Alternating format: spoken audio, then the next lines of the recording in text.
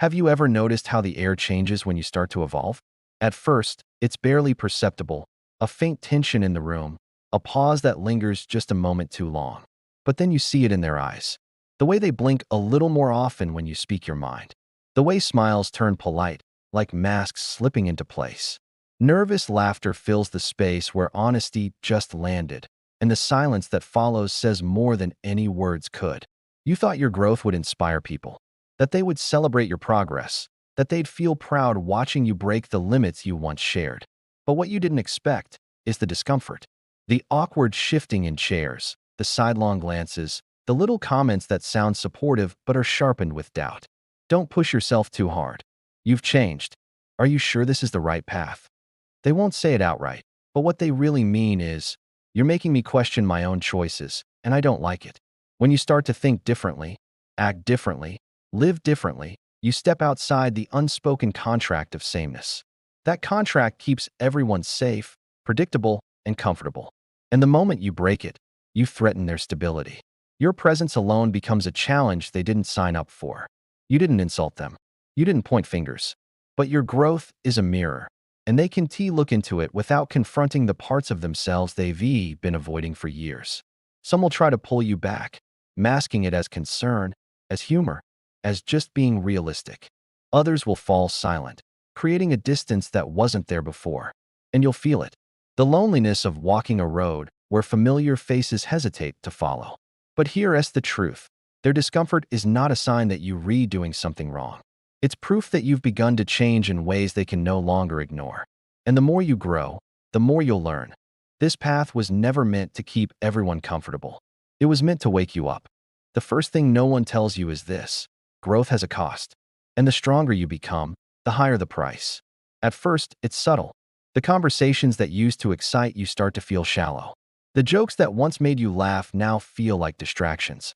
You begin to see through the polite scripts people recite just to fill the silence. And that realization alone begins to separate you from the crowd. It's not just about thinking differently. It's about feeling differently. You stop chasing validation because you've learned its rented approval, here today and gone tomorrow. You start questioning rules you once obeyed without hesitation. And with each boundary you break, you drift further from the safety of belonging. That's when the loneliness sets in, not because you've abandoned others, but because they've quietly stepped away from you. Nietzsche understood this better than anyone.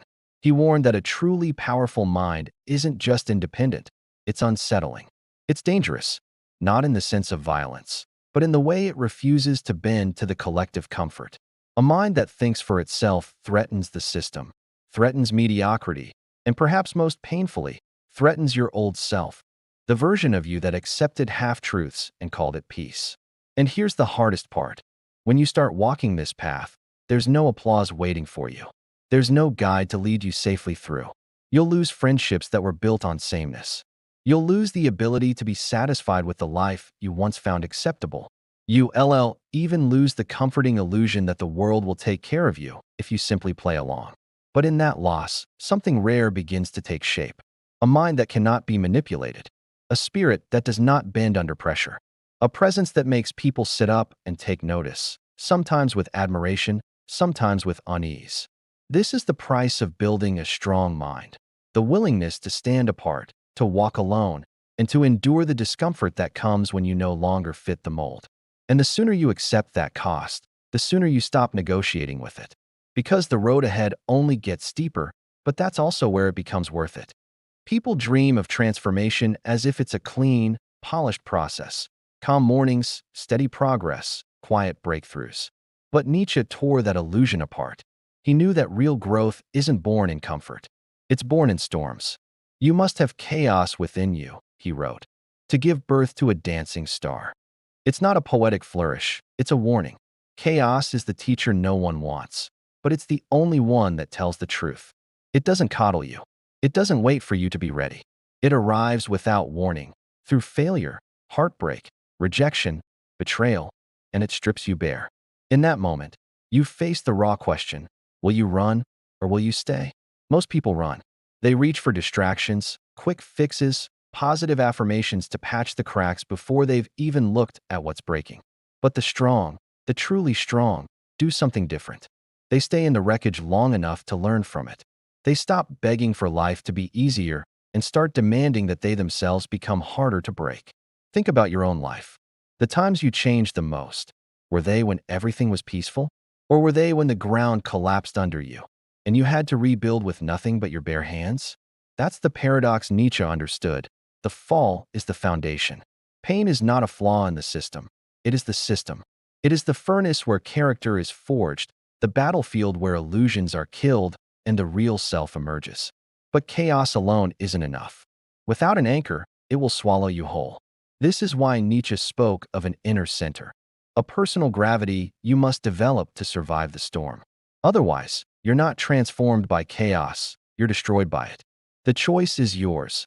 See pain as an enemy and keep running from it, or claim it as the raw material from which your strongest self will be built. When Nietzsche declared, "God is dead," it wasn't a celebration, it was a funeral. Not for a deity, but for an illusion. The illusion that somewhere above, there's a higher authority scripting your life, giving meaning to your suffering, justifying every wound. For centuries, that belief was a safety net. If life felt unbearable, at least you could tell yourself, this must be part of a greater plan. But Nietzsche took that net and set it on fire. He left you standing over the abyss with no divine map, no guaranteed outcome, and no one to blame but yourself. For most people, this realization is too heavy to carry. They crumble without the comfort of ready-made meaning. But for those who can hold that weight, something extraordinary begins to happen. When you understand that no one is coming to save you, you stop waiting. You stop outsourcing your decisions to invisible authorities or borrowed beliefs. You stop asking for permission to live the way you were meant to. This is the birth of radical autonomy. The moment you stop being a passenger in your own life and become the architect of it. But freedom isn't a gift, it's a burden. Without a cosmic checklist, without commandments etched in stone, every choice is yours to make, and every mistake is yours to own. There's no absolution, no greater good to justify your actions. It's just you and the reality you create. That's why Nietzsche's warning still matters. The death of God is not just a philosophical event, it's a personal challenge. It's the stripping away of every excuse you've been using to avoid responsibility for your own power. And it's here, in the silence left behind, that the truly strong begin to rise. Not by obeying the rules of the herd, but by writing rules of their own. When Nietzsche spoke of the Übermensch, the overman, he wasn't describing a superhero. There's no cape, no superpowers, no divine blessing. The Übermensch is simply a human being who has broken free from every invisible chain that keeps most people small. He is free from guilt, the kind society plants in you to keep you obedient. Free from the morality of the herd, that unspoken rulebook that tells you fitting in is more important than becoming. Free from the endless hunger for approval, which keeps so many living like actors on a stage, afraid of the silence that follows when the applause stops. The Übermensch doesn't ask, "Is this allowed?" He asks, "Is this worthy of me?" He doesn't adapt to the world. He shapes it, bending reality to fit the contours of his vision. His worth is not handed to him by the crowd. It comes from within, from the self-created laws he chooses to live by. But this freedom comes at a cost. You will have to kill parts of yourself, soft, clinging parts that still beg to be accepted. You will have to carry the loneliness of knowing that very few people will ever truly understand you. And you must accept that your life will not be a safe, familiar walk. It will be a climb up a mountain no one else is willing to scale. Nietzsche knew this path well. He lived it. Misunderstood, mocked, and often alone, he still refused to bend to the comfort of conformity. Because he understood something most people never do. The higher you rise, the more you disturb the ground you left behind. And the mind you build in that thin, solitary air, the mind that belongs to no one but you, that is a mind no one can break. The stronger you become, the more alone you will feel. Not because you suddenly crave isolation, but because the world no longer knows what to do with you. You've stepped outside the script, and the people still following it will quietly drift away. At first, you might try to hold on to them, to explain, to prove you haven't changed too much. But you have, and you can't go back. Nietzsche understood this separation as inevitable. The free spirit, as he called it, does not belong to the herd. And while that freedom is exhilarating, It comes with a chill you can't ignore. The laughter that once felt warm now feels distant. The conversations that once felt full now sound hollow. You've crossed an invisible threshold, and few will cross it with you. In this solitude, there are no applause lines, no reassuring nods, no hand-holding. There's only you, your doubts, your fears, and the quiet voice that whispers, "You can't do this." This is the desert Nietzsche spoke of, a place stripped of comfort and company, where the only compass is the one you carve yourself. Most people, when they arrive here, turn back. They run toward the noise, toward the comfort of being surrounded, even if it means disappearing into the crowd again.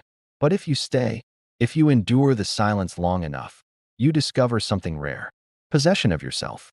The realization that you no longer need approval to breathe, that you can stand without leaning on anyone's acceptance.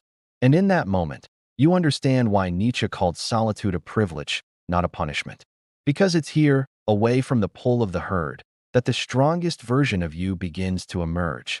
Once you've learned to walk alone, you begin to see the world differently. You notice the quiet tyranny of the crowd, the way it polices thought without ever raising a weapon, the way it praises sameness and treats independence like a threat. Nietzsche called this slave morality, a system built not to elevate the weak, but to keep the strong from rising too far above them. Collective mediocrity doesn't need chains or walls. It works through smiles, through consensus, through the constant hum of, "That's just the way things are." It will label your strength as arrogance, your ambition as selfishness, your independence as coldness. Not out of truth, but out of resentment. Because when you stand taller, you cast a shadow over those who refuse to stand at all. And so the crowd will try to bring you down, not with open attack, but with the slow erosion of your certainty. They will try to make you doubt yourself. They will suggest you're wrong simply because you're different. They will ask, "Who do you think you are?" And if you're not careful, you'll start to answer them instead of answering to yourself. But this resistance is not proof that you're failing. It's proof that you're no longer blending in. Every great shift, every real act of freedom, has always been met with the discomfort of those who benefit from things staying exactly as they are. You will be told to shrink, to smooth your edges, to stop making people feel small. And all you will have to do is remember one truth. You not making them small. You making them aware of the space they refusing to grow into. By now you've learned the truth. Strength isn't given, it's taken. And every inch of it is bought with loss. You will lose friendships built on comfort. You will lose opportunities that require you to bow your head. You will lose the ability to be content with a life you've already outgrown. That's the price. It's steep, and it never goes on sale. But in return, you gain something you can't buy, can't fake, and can't have taken from you. You gain integrity, the unshakable alignment between what you believe and how you live. You gain clarity, the ability to see through the fog of excuses and half-truths. You gain presence, the kind of quiet force that can fill a room without saying a word.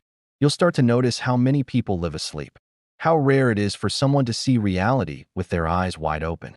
And you'll see how your lucidity unsettles them, how your silence can weigh heavier than their loudest opinions. This is when you realize that being unbreakable was never about being invincible. It was about becoming ungovernable by anything outside yourself. Nietzsche never wanted to create followers. He wanted to create earthquakes inside people, to shake loose the illusions they've been taught to depend on. He wanted you to stop crawling for approval, to stop begging for meaning, to stop waiting for a system, a leader, or a god to tell you who you are. He wanted you to become dangerous, not in violence, but in truth. Dangerous in the way your existence demands that others confront the life they've been avoiding. And when you reach that place, you'll face one last choice: to hide your strength so you can fit in again, or to stand in it fully, even if it makes you the storm others fear. Because the truth is, you're not just walking ahead, you're walking where most people will never follow. That can feel lonely, but it's also liberation. And once you've felt it, once you've built a mind that bends to no one, you will never want to go back.